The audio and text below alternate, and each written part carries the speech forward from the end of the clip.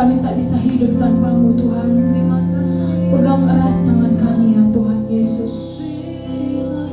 Terima kasih Tuhan. Yesus, pegang erat tanganku, ku tak dapat hidup di luar kasih-Mu. Bapa, jangan tinggalkan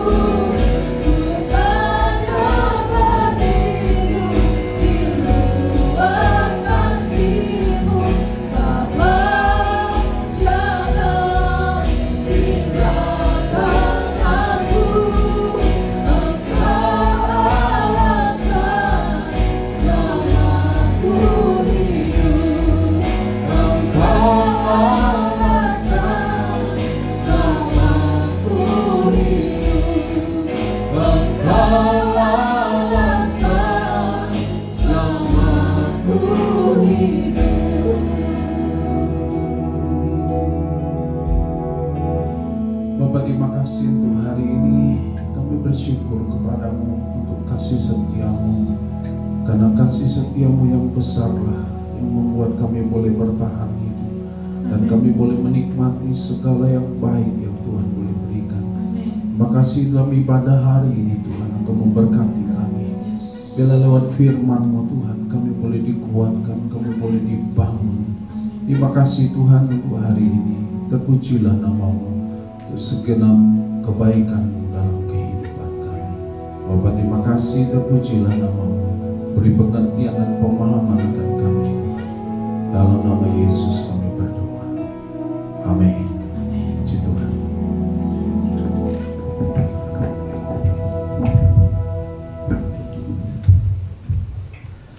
Selamat pagi Bapak Ibu sekalian, Shalom. Puji Tuhan. Senang kita boleh bersama-sama kembali dalam ibadah hari ini. Meskipun untuk beberapa kita merayakan Imlek, tapi tetap harus hadir dalam ibadah. Puji Tuhan. Hari ini kita akan belajar melanjutkan dari topik yang kita sudah bahas beberapa waktu ini tentang karunia. Nah, hari ini kita akan belajar tentang karunia power atau power gift, karunia kuasa, itu tentang kesembuhan. Jadi topiknya kesembuhan itu milik siapa, ya. Nah, apakah dalam kasus-kasus tertentu ada orang yang mengalami mujizat, ada orang yang memang sembuh begitu saja.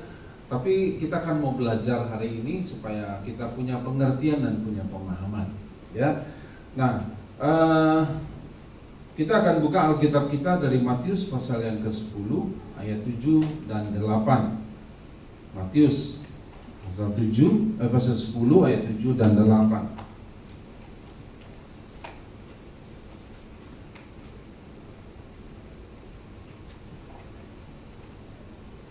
Ya, baca sama-sama ya, Bapak Ibu baca yang ada di layar.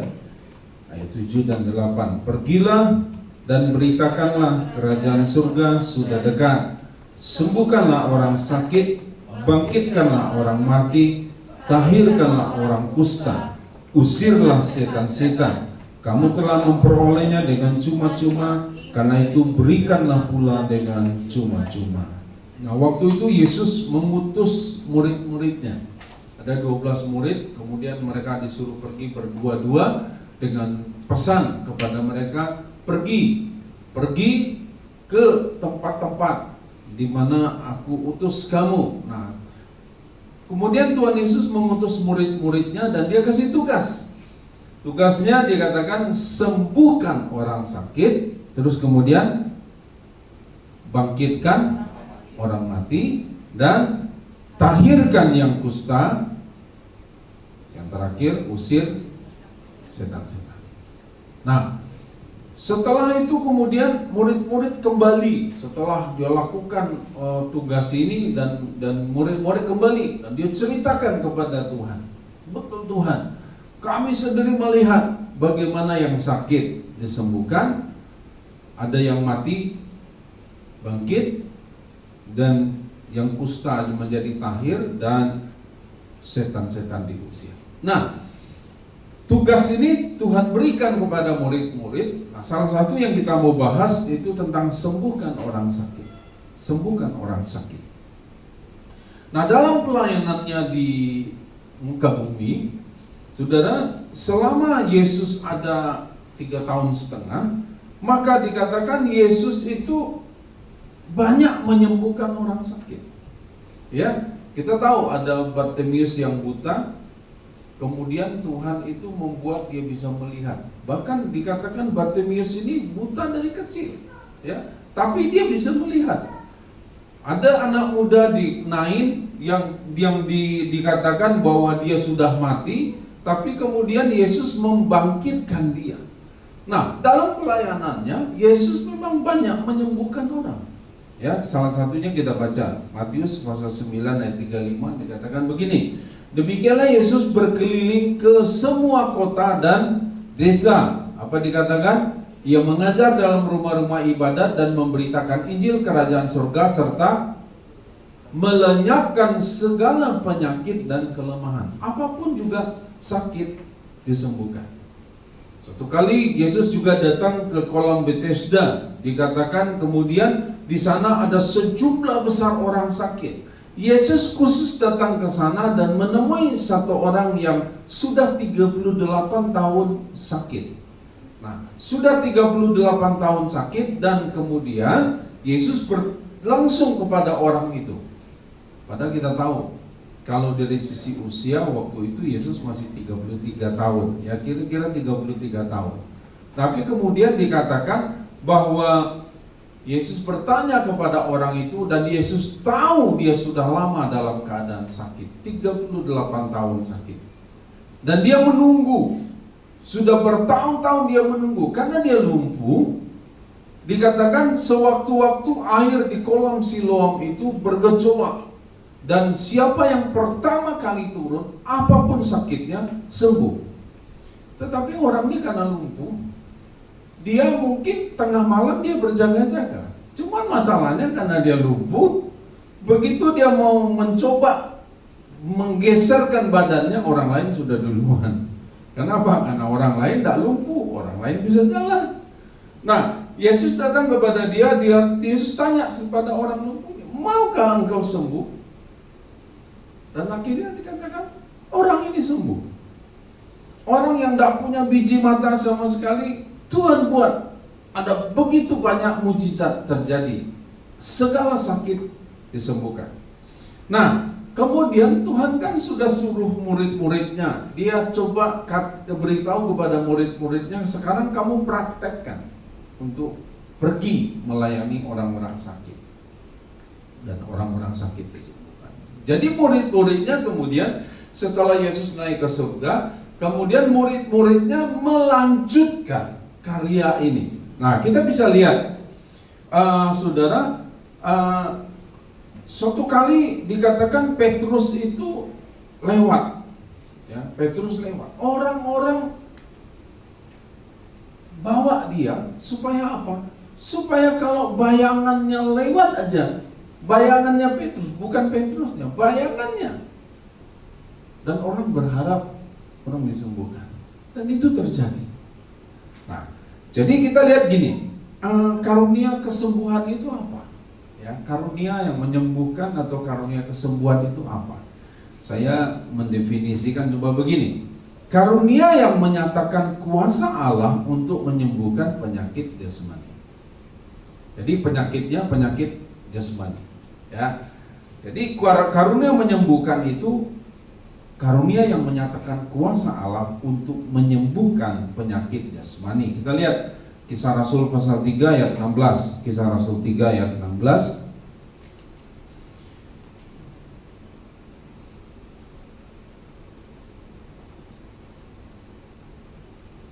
Waktu itu Petrus dan Yohanes pergi ke bait Allah.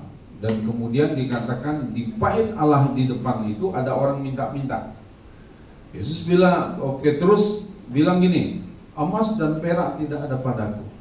Nah, tapi apa yang aku punya, dalam nama Yesus, orang Nazaret itu, bangkit dan berjalanlah. Nah, ya, Kisah Rasul 3 ayat 16 dikatakan begini.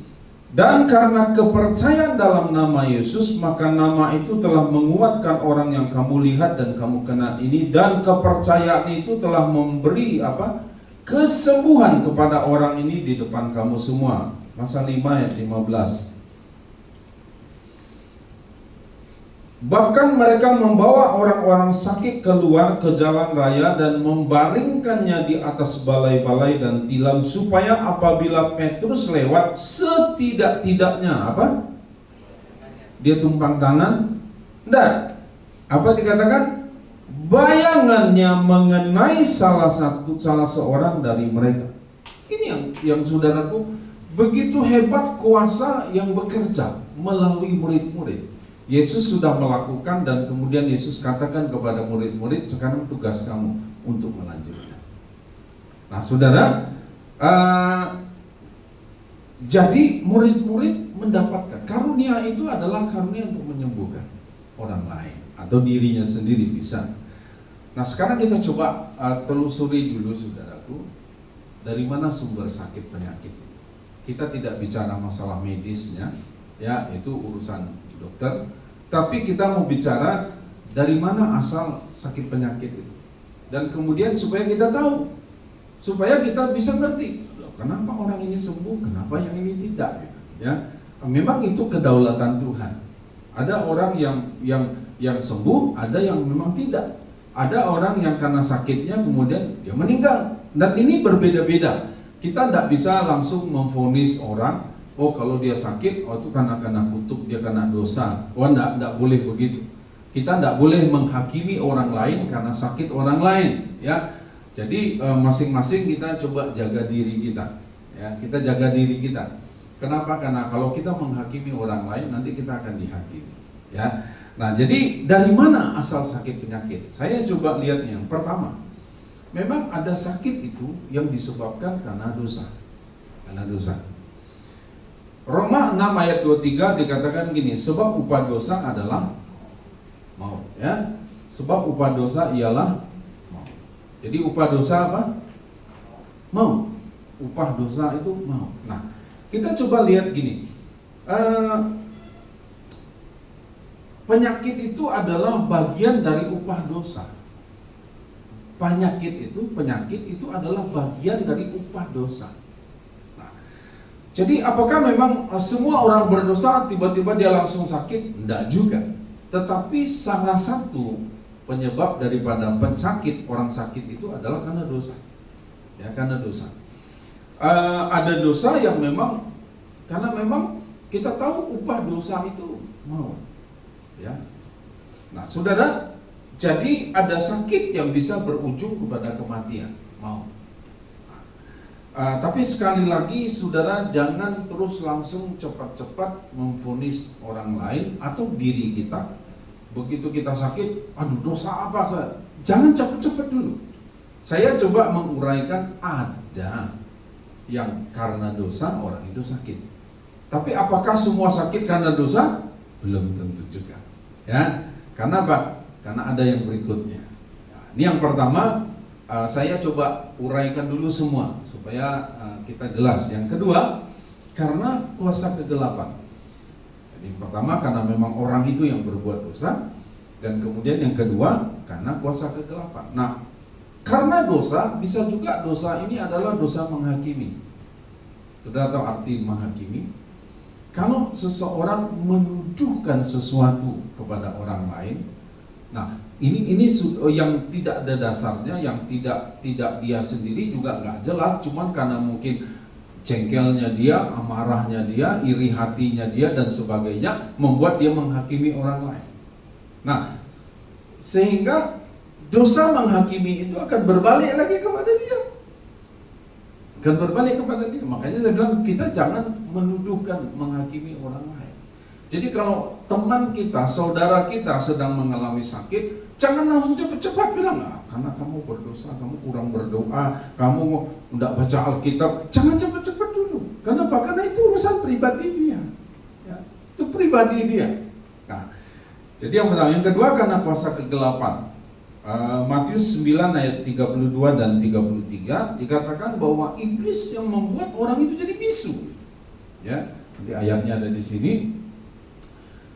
Sedang kedua orang buta itu keluar, dibawalah kepada Yesus seorang bisu yang kerasukan setan. Jadi dia bisu, kerasukan setan. Double dia ya, sudah bisu, kerasukan setan. Dan setelah setan itu diusir, dapatlah orang bisu itu berkata-kata. Nah, jadi saudara, ada orang yang memang karena dia tuh kerasukan, dirasuk oleh setan, makanya dia jadi sakit. Sakitnya di sini bisu. Ya. Kemudian Lukas 13 ayat 11 dikatakan ada wanita ini 18 tahun dia kena sakit.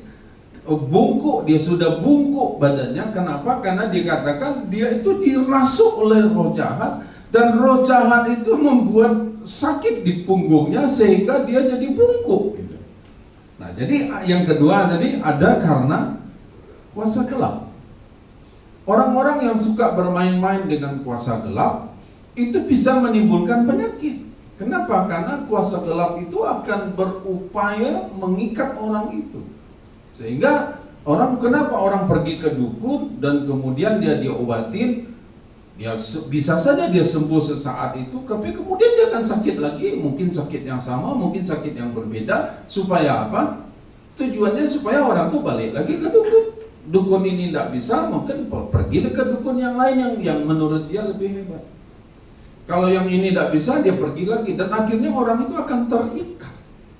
Jadi saudara, dan kuasa kegelapan ini bisa mendatangkan penyakit itu. Apalagi kalau orang yang hidupnya sudah dia serahkan kepada kuasa gelap itu. Artinya begitu dia pergi ke paranormal, dia pergi ke dukun itu, dia sedang menyerahkan hidupnya untuk dikuasai oleh roh jahat itu, roh setan. Dan kemudian setan punya dasar untuk titipkan penyakit kepada orang itu. Apa dasarnya? Karena dia menyerahkan dirinya kepada roh jahat. Jadi saudara, hati-hati ya. Sakit jangan langsung cepat-cepat ke dukun. Orang Padang kalau anak kecil pergi ke sipai-sipai, sipai-sipai. Apalah namanya itu? Dikasih supaya untuk jaga badan, saudara. Dan ini Tuhan yang lindungi kita. Ya, jangan terus anak kita dikasih sesuatu untuk penjaga badannya. Enggak, Tuhanlah yang melindungi. Ya. Nah, jadi karena kuasa gelap bisa menyebabkan orang sakit. Yang pertama tadi kenapa? Karena dosa. Yang kedua karena kuasa gelap. Yang ketiga karena pola hidup yang salah. Ya. Ibrani 13 ayat 9 katakan begini. Janganlah kamu disesatkan oleh berbagai-bagai ajaran asing, sebab yang baik ialah bahwa hati kamu diperkuat dengan kasih karunia dan bukan dengan berbagai makanan yang tidak memberi faedah kepada mereka yang menuruti aturan-aturan makanan macam itu. Ada orang-orang yang memang ini dalam konteks ini penulis kitab Ibrani menuliskan, ada memang dalam konteksnya orang-orang itu dalam hal makanan. Kalau saya melihat ini dalam pola hidup yang salah. Pola hidup ini bisa jadi pola makan, ya. Nah, saudara, apa faktornya? Faktor kesalahan daripada pola hidup yang salah ini. Pertama, jenis makanan. Ya. Alkitab memang katakan segala sesuatu diperbolehkan. Ya. Babi haram. Haram itu yang keluar, bukan yang masuk, saudara. Tahu saudara maksudnya? Jadi babi itu yang haram itu yang mana? Yang keluar, bukan yang masuk. Babi lu, itu haram tuh, saudara. Ya, jadi yang keluar itu yang haram, yang masuk harum. Ya? Nah, jadi jangan salah ngerti ya. Jadi yang haram yang mana? Yang keluar, bukan yang masuk. Nah, jadi saudara, faktornya jenis makanan. Kalau saudara memang ada genetiknya, ada orang genetiknya darah tinggi, ada orang genetiknya diabetes, gula darahnya tinggi, ada orang genetiknya itu gampang naik kolesterolnya, ada genetik kita ini kan beda-beda nih, ya. Nah, saudara, karena genetik kita yang berbeda-beda ini, saudara mesti paham. Kalau saudara ini bawaannya itu tekanan darahnya itu gampang tinggi, ya jagalah makanannya. Ya, jangan makan siupak tiap hari. Ya kan samcamnya yang minyak-minyak itu dimakan, cepat mati kita. Cepat sakit kita. Kenapa? Karena jenis makanan itu menentukan. Nah, makanya kita perlu tahu, oh kalau aku sakitnya ini gula darahku tinggi, ya aku mesti jaga makan. Minum teh jangan pakai gula, ya kan gitu. Minum kopi boleh enggak? Boleh, tapi pahit. Kenapa? Karena kita kurangi gulanya. Sebabnya kita sedang, orang itu punya genetik gula darahnya tinggi. Nah, jadi saudaraku, pola hidup yang salah juga mesti kita paham. Nanti salahkan Tuhan, kenapa Tuhan enggak tolong saya? Kenapa Tuhan enggak sembuhkan saya? Kenapa Tuhan? Karena pola kita yang salah. Orang sudah tahu gula darahnya tinggi, makannya manis-manis terus. Kalau lihat yang manis boleh, ya betul ya Pak Robin, ya kan? Pak Herman ya, semua Pak Binsar ya. Lihat yang manis-manis boleh, tapi kalau diabetes jangan makan, ya. Nah, jadi jenis makanan. Nah, sekarang kita yang harus tentukan. Kita yang harus tentukan. Sulit enggak? Ya, awal-awalnya sulit. Ya. Saya coba saudara. Karena setelah berumur di atas 40, berat badan ini gampang naik, tapi tidak gampang turun, ya kan? Naik itu cepat, turunnya pelan-pelan dia. Jadi saya awal-awal ya coba, saya harus kurangi salah satunya itu karbohidrat. Ya saya coba. Awalnya gimana? Sulit saudaraku. Dengan semangat juang 45, makan sayur saja. Seminggu aman. Hari ke-10 pusing sudah. Kenapa? Karena tidak ada proteinnya, kurang proteinnya. Akhirnya saya coba belajar, oh dari sini berarti saya harus imbangi begini, saya harus begini. Saya harus ngerti diri saya. Ya bukan orang lain yang harus ngatur kita, tapi kita yang harus ngatur diri kita. Ya. Mungkin kurang istirahat atau tidak berolahraga, ya kan? Gaya hidup. Nah saudara, zaman sekarang ini kan kita ini kan dibuat manja ya, dibuat malas kita bergerak, betul ya? Kalau dulu mau hidupkan TV harus pergi ke TV-nya, cetekan dia, ya kan? Kalau mau ganti channel harus pergi ke TV-nya, ganti channelnya. Tapi sekarang kan dari jarak-jarak tertentu tinggal nenek sambil tidur, sambil makan. Nah ini bahaya kan? Gerak kurang, makan banyak. Akhirnya penyakit datang. Jadi penyakit ini datang karena pola hidup yang salah. Jadi masing-masing lah, saudara yang bisa menentukan. Ya, jadi pola hidup yang salah, yang itu bisa datang sumber penyakitnya.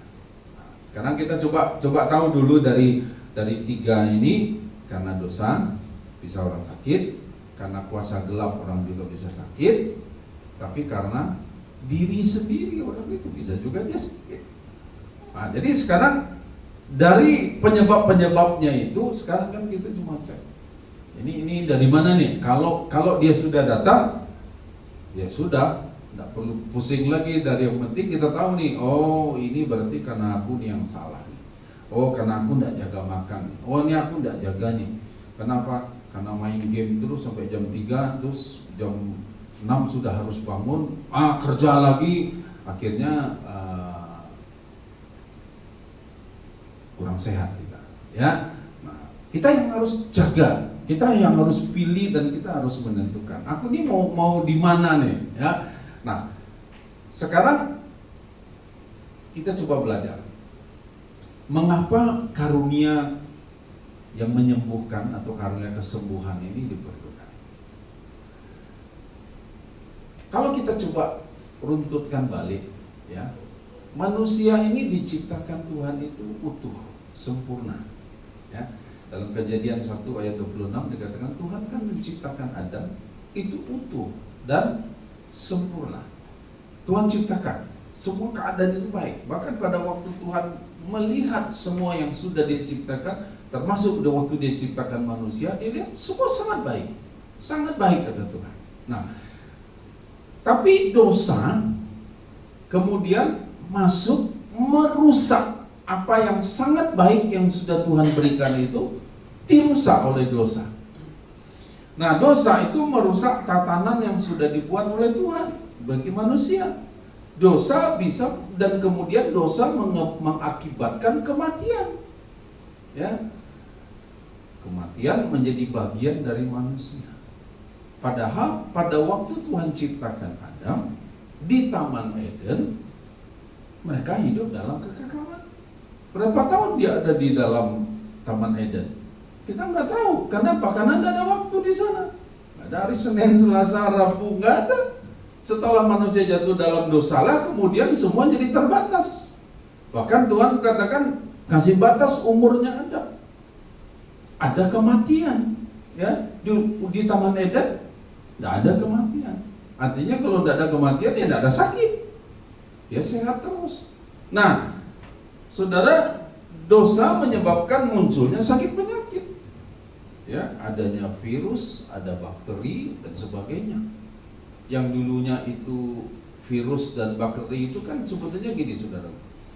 Saudara minum Yakult. Sering minum Yakult. Yakult ini apa? Bakteri kan? Bakteri yang baik yang diperlukan oleh tubuh. Nah, tapi kan ada bakteri yang tidak baik yang bisa menyebabkan orang sakit.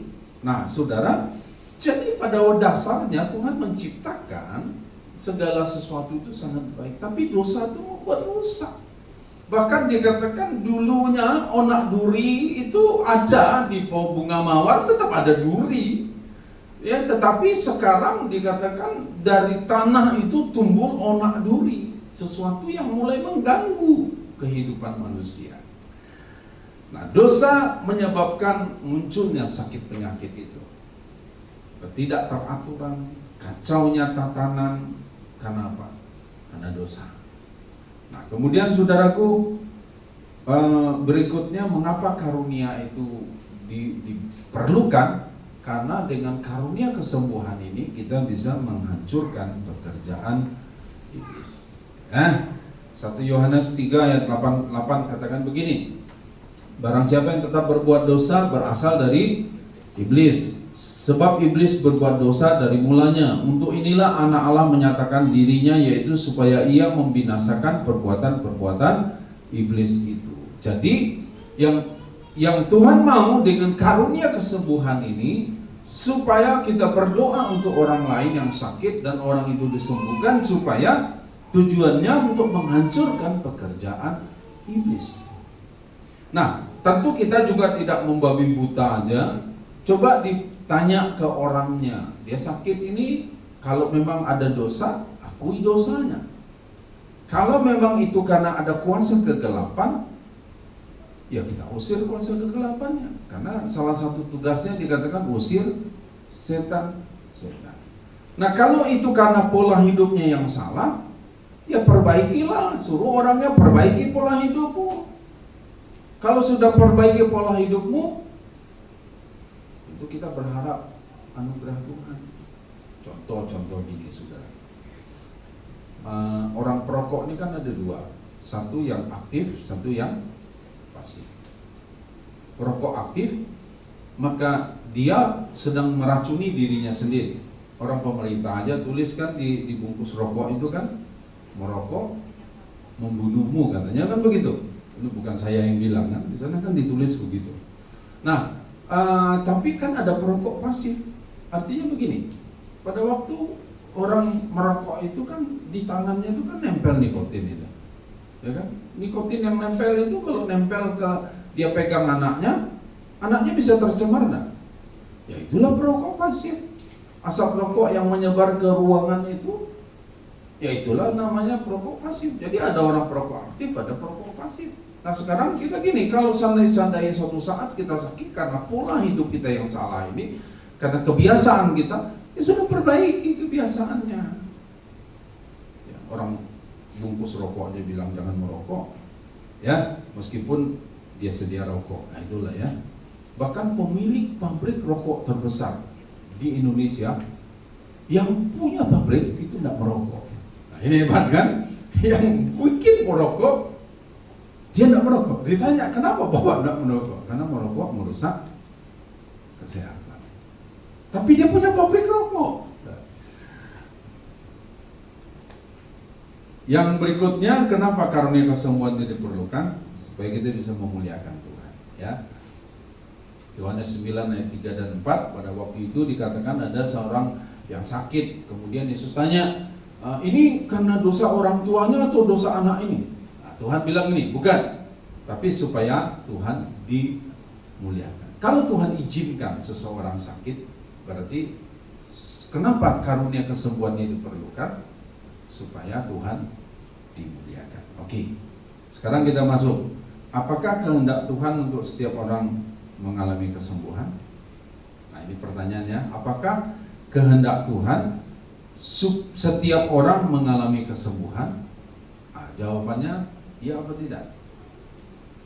Tentu iya. Ya. Kenapa? Setiap orang mengalami kesembuhan, kehendak Tuhan untuk setiap orang mengalami kesembuhan. Karena alasannya begini.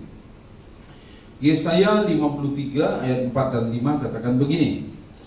Tetapi sesungguhnya penyakit kitalah yang ditanggungnya dan kesengsaraan kita yang dipikulnya, padahal kita mengira dia kena tulah, dipukul dan ditindas Allah. 5. Tetapi dia tertikam oleh karena pemberontakan kita, dia diremukkan oleh karena kejahatan kita, ganjaran yang mendatangkan keselamatan bagi kita ditimpakan kepadanya, dan oleh bilur-bilurnya kita menjadi sembuh. Bilur itu apa, saudaraku? Bekas luka. Ya. Nah, Tuhan katakan begini, dia sudah menanggung penyakit kita di kayu salib. Dan Tuhan bilang semua yang harus ditimpakan kepada kita dia tanggung. Berarti kan di sini bilang begini, Tuhan menghendaki tidak semua orang jadi sembuh. Tuhan menghendaki. Cuma untuk case atau kasus-kasus tertentu, ya kembali lagi untuk kasus-kasus tertentu, untuk orang-orang tertentu, memang Tuhan punya cara yang berbeda-beda. Ya, tetapi begini saudara, kita juga tidak ada orang yang terlalu cepat memvonis. Kemarin di WA grup keluarga kami sempat ribut. Kalau memang Tuhan itu sayang, kenapa orang itu mengalami sakit dan dia meninggal karena sakitnya? Oh, karena begini. Nah, saudara, jadi saya katakan begini, saudara, yang penting begini, bukan bagaimana cara kita meninggal, yang penting cara apa? Cara hidup yang penting, bukan cara meninggal. Cara meninggal itu urusan Tuhan. Cara hidup kita itu penting, ya. Nah, jadi kehendak Tuhan dia sudah tanggung. Jadi kalau saudara berdoa pada waktu kita sakit, saudara berdoa untuk diri sendiri, saudara berdoa untuk orang lain, jangan ragu-ragu. Tuhan mau sembuhkan saya enggak ya? Tuhan mau sembuhkan. Enggak, harus yakin dulu. Tuhan mau tolong kita, Tuhan mau sembuhkan kita. Nah, kalau toh pada akhirnya orang itu tidak sembuh, itu kedaulatan Tuhan. Tetapi kitanya harus tetap yakin bahwa Tuhan bisa sembuhkan. Kesembuhan itu adalah milik kita. Kesembuhan ini adalah sesuatu yang memang Tuhan kehendaki untuk setiap orang percaya, untuk setiap orang. Nah, kemudian yang berikutnya, apa kehendak Tuhan ya untuk setiap orang yang mengalami kesembuhan? Saya katakan ya, sebabnya yang pertama karena Tuhan sudah penanggung itu di kayu salib. Yang kedua, karena kita muridnya, kita melakukan apa yang Tuhan suruh lakukan. Ya, Yohanes 14 ayat 12-14. Tuhan katakan begini, Tuhan beri perintah kepada kita untuk melakukan apa yang Tuhan pernah lakukan. Bahkan yang Tuhan bilang yang lebih besar. Ya, aku berkata kepadamu, sesungguhnya barang siapa percaya kepadaku, ia akan melakukan juga pekerjaan-pekerjaan yang aku lakukan. Yang kita awal tadi, apa yang Yesus lakukan? Dia berkeliling dari kota ke desa untuk apa? Untuk apa? Untuk jalan-jalan? Untuk healing? Enggak, dia berkeliling dari kota ke desa untuk menyembuhkan segala penyakit. Dalam perjanjian lama juga berkata begitu, saudaraku, kalau engkau setia beribadah kepadaku, kata Tuhan, maka aku akan menyediakan makanan dan minumanmu, dan kemudian aku akan menjauhkan segala penyakit daripadamu. Nah, saudaraku, jadi kita muridnya, kita melakukan apa yang Tuhan suruh lakukan. Jadi kehendak Tuhan kan? Ya. Saya mendorong kita begini, saudaraku. Saudara tahu enggak, aku nih punya karunia untuk menyembuhkan enggak? Bagaimana caranya untuk tahu? Dia menjadi rumah, tiba-tiba nanti kita bergetar badan, dan kemudian tiba-tiba ada kuasa. Sederhana, saudara. Apa? Cari orang sakit. Nanti sudah cari orang sakit, nanti sudah akan tahu. Oh, ternyata karunia ini bekerja padaku. Ingat, karunia bukan untuk diri sendiri, tapi untuk orang lain. Jadi setiap kali mendoakan orang sakit, saya selalu yakin aja Tuhan sembuhkan dia. Kenapa saya yakin itu Tuhan sembuhkan dia? Ya karena bagian-bagian ini Tuhan sudah yakin aja Tuhan sembuhkan. Kalau toh akhirnya dengan cara yang lain, dia bilang itu kedaulatan Tuhan. Tapi saya harus yakinkan diri saya, dan saya juga harus meyakinkan orang lain bahwa Tuhan bekerja. Ya, kenapa? Karena kita yakin karunia ini ada, Tuhan berikan kepada kita. Jadi saudara, kalau bukan saya tidak mau ya. Jadi kalau saudara nanti sakit, anaknya sakit, belajar latihan di sana. Tepang tangan dalam nama Yesus, Tuhan sembuhkan. Itu yang menyembuhkan bukan pendeta, yang menyembuhkan bukan kita. Siapa yang menyembuhkan? Tuhan. Tuhan yang menyembuhkan. Kan kita ini kan hanya diberi karunia, gift, hadiah untuk menyembuhkan orang lain. Nah, bagian yang terakhir saudara, ada orang yang begini. Ada hamba Tuhan yang diberi karunia memang untuk menyembuhkan orang lain. Ya, dibuat ada. Sehingga orang bilang gini, kok bisa ya? Padahal hidupnya itu tidak benar. Padahal hidupnya itu begini. Dan kenapa? Karena ketahuan belakangan ternyata dia itu hidup dalam dosa. Tapi kok orang lain bisa sembuh ya? Kok Tuhan itu tetap pakai dia ya? Ingat saudaraku, karunia ini untuk siapa? Untuk kepentingan siapa? Untuk kepentingan orang lain. Jadi Tuhan melihat iman orang itu, belum tentu iman si orang hamba Tuhannya itu. Tuhan melihat iman orang itu punya iman, maka dia disembuhkan. Nah, siapa yang Tuhan mau pakai, itu urusan Tuhan. Nah, sehingga akhirnya di Matius pasal 7 kan dibilang gini, ada orang, Tuhan, bukankah aku sudah bernubuat demi namamu, aku sudah mengadakan mujizat, aku sudah membuat kesembuhan demi namamu. Tuhan bilang apa? Aku tidak kenal engkau. Soalnya apa? Dia melakukan tanpa pemahaman, tanpa pengertian. Dia melakukan mungkin bukan untuk kepentingan orang lain, untuk kepentingan dirinya. Supaya dia dianggap hebat, supaya dia disanjung, supaya dia diberi tempat yang untuk kehormatan tinggi. Dan dia sudah dapatkan itu. Tapi dia kehilangan hidup yang kekal. Nah, jadi saudara, karunia kesembuhan Tuhan berikan kepada kita. Sekarang saudara berdoa. Saya dalam persiapan ini saya berdoa dan kemudian Tuhan hanya kasih pesan begini. Aku akan uji, aku akan lakukan ini kepada anak-anak. Jadi sudah percaya bahwa sudah akan disembuhkan oleh Tuhan. Siapa yang harus doain? Mulai dengan diri kita. Ya, mulai dari kita yang harus terus berdoa untuk diri kita. Kalau kita ada sakit, cek dulu. Apa karena ada dosa, atau karena ada kuasa gelap, atau karena pola hidup kita yang salah. Nah, di mana nih bagiannya?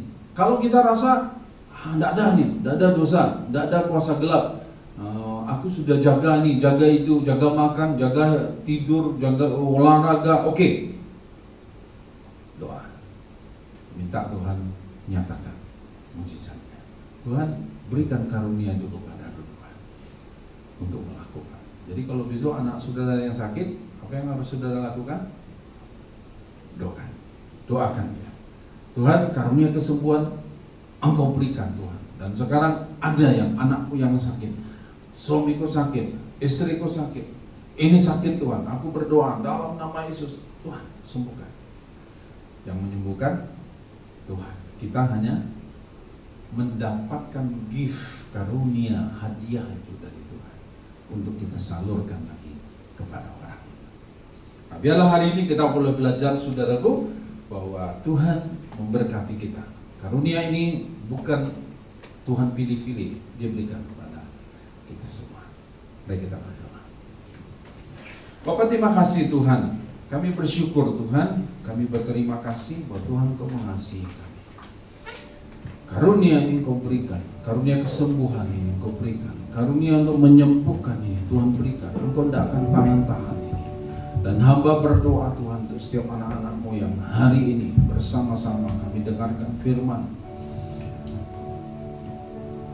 Biarlah Tuhan keyakinan ini muncul dalam diri kami bahwa Kau tidak pilih kasih, bahwa Kau mengasihi kami semua.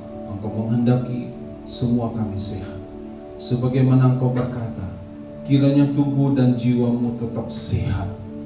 Engkau menghendaki kami sehat Tuhan. Dan untuk itu Tuhan, kami berdoa, kiranya Tuhan Engkau memberkati setiap anak-anak.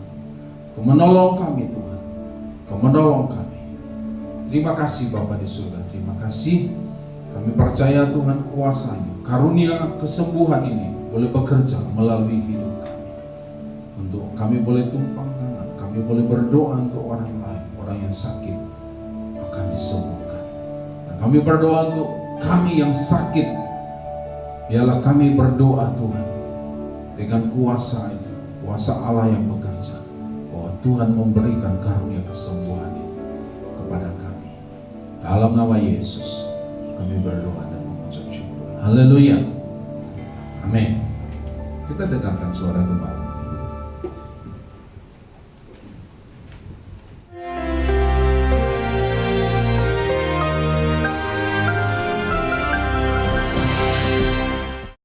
Shalom warga kerajaan.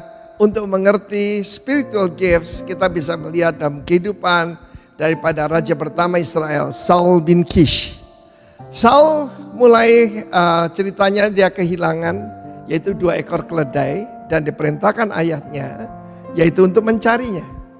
Saya percaya orang yang mau dipakai Tuhan itu mesti taat pada orang tua. Sampailah dia yaitu kepada seorang pelihat. Dulu Nabi dipanggil pelihat ya, yaitu Nabi Samuel. Dan dia mengalami diurapi saudaraku. Tapi diurapi terjemahan bahasa Indonesia sebagai raja. Sebetulnya Nagid. Nagid itu commander, urapan komandan. Karena yang untuk raja sudah direncanakan Tuhan. Dia ketemu seorang anak muda bernama David. Tapi kita melihat apa yang terjadi pada waktu Saul diurapi. Dari ordinary jadi extraordinary. Kata Samuel, engkau akan bertemu dengan seseorang yang memberitahu keledai sudah ditemukan. Apa yang hilang dalam hidup saudara? Yang paling utama manusia itu kehilangan apa? Kemuliaan dan hormat. Itu akan dikembalikan. Karena itu mahkota daripada manusia. Yang kedua, dia akan bertemu dengan 3 orang yang membawa 3 roti dan 2 buyung. Dan memberikan pada kepada Saul, yaitu 2 ketul roti. Dia akan mengalami yaitu favor. Kalau kita diurapi oleh Tuhan, kita akan mengalami favor. Dalam hidup saya, begitu banyak favor yang saya alami from favor and goodness and kindness of God. Kemudian dia akan bertemu dengan serombongan pemuji Tuhan, serombongan nabi. Dan disitulah dia akan bernubuat. Tanda orang dipenuhi Roh Kudus bukan cuma bahasa roh. Bahasa roh pun terjemahan keliru, itu glosalalia, karunia lidah. Tapi lebih daripada itu, shall prophesy. Dan kita melihat bagaimana kalau orang diurapi Tuhan, dia punya keberanian. Dia pergi yaitu ke tempat di mana markas besar daripada tentara Filistin. Kita tahu Saul bukan seorang pemberani. Ketika yaitu pemilihan raja yang diminta oleh rakyat, dia sembunyi di antara barang-barang. Mungkin saudara itu tidak berani maju ke tampil dan berbicara, the Lord will change you into another man. Dan bukan cuma itu, dia kepenuhan seperti Nabi. Dan firman Allah berkata, he was changed into another man. Dia menjadi manusia yang lain. Ini gambarnya pada perjanjian baru. Ketika yang lama sudah berlalu, kita manusia baru. Saya hampir tidak mengenali diri saya sendiri. Yang sebelum saya ketemu Tuhan Yesus dan dibaptis Roh Kudus. Bahkan teman-teman saya, ya teman kuliah, teman-teman mulai kecil. Ini betul si Arifin katanya. Dan bukan cuma itu, Tuhan juga mengubah hatinya menjadi yang lain. Firman Allah berkata, kita diberi hati yang baru, spirit yang baru, kita akan disucikan, dibersihkan, dibenarkan. Biar terjadi dalam kehidupan saudara dan saya. Dan karunia-karunia itu tidak usah saudara cari. Itu akan datang kalau kita mengkhususkan diri bagi Tuhan. Maria adalah seorang perawan. Dan 144.000 pemuda dari Israel, dari suku-suku Israel. Di dalam Wahyu pasal 14, mereka menyucikan diri sebagai perjaka. Dan nama daripada Allah ada di dahinya. Dan mereka dipakai Tuhan secara luar biasa. Karena itu saya tekankan lagi apa yang saya sampaikan dalam pesan waktu Natal dan Tahun Baru. Pertama surrender. Yang kedua separate. Yang ketiga baru serve the Lord. Lakukan itu, Be separated unto the Lord. Dan saudara akan mengalami hatimu diubah jadi baru. Engkau jadi manusia baru. Yang lama sudah berlalu, yang baru sudah datang. Dan jadi komandan di dalam jadi pemimpin, urapan pemimpin saudaraku. Dan kita harus mengerti bahwa urapan raja cuma diberikan pada David, gambaran dari Kristus, Tuhan Yesus Kristus. Amin.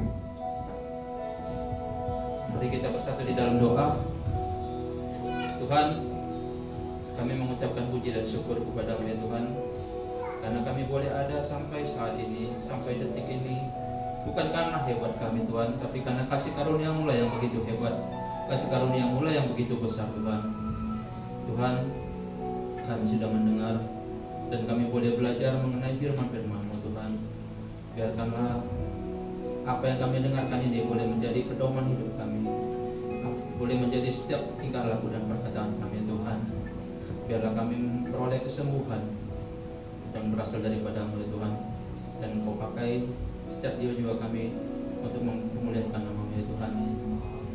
Tuhan, terima kasih Tuhan, Engkau telah memberkati ibadah kami dari awal, pertengahan hingga akhir ya Tuhan.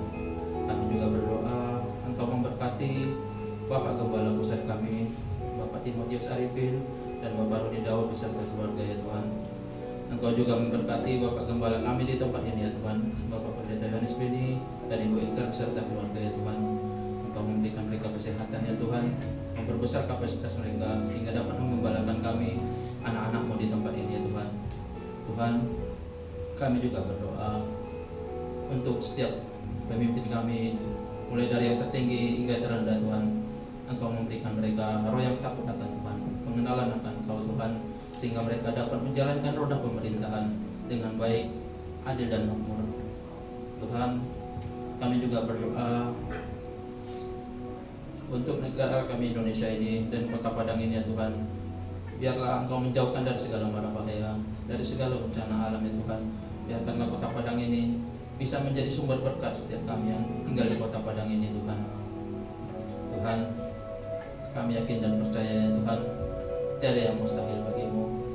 Kami juga berdoa setiap umat-umat-Mu, baik yang sedang beribadah di tempat ini dan juga yang sedang online, Engkau memberkati ya Tuhan.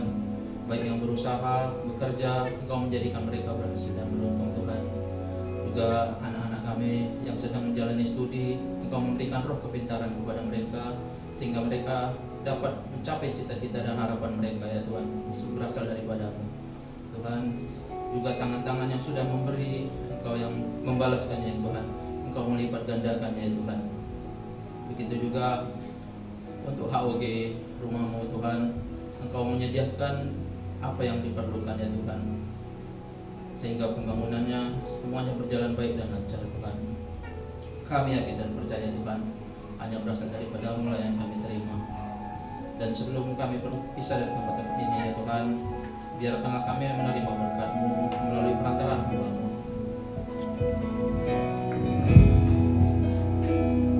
Mari Bapak Ibu kita mengangkat tangan kita, mengarahkan hati kepada Tuhan.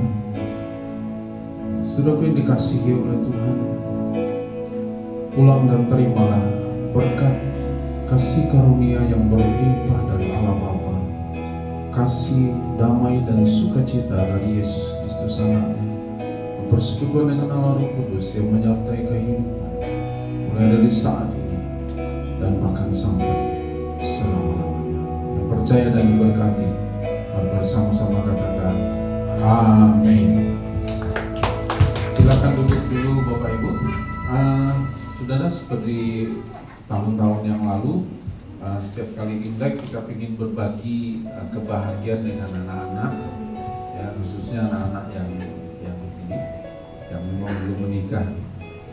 Jadi saya undang anak-anak, mari maju ke depan, mari bawa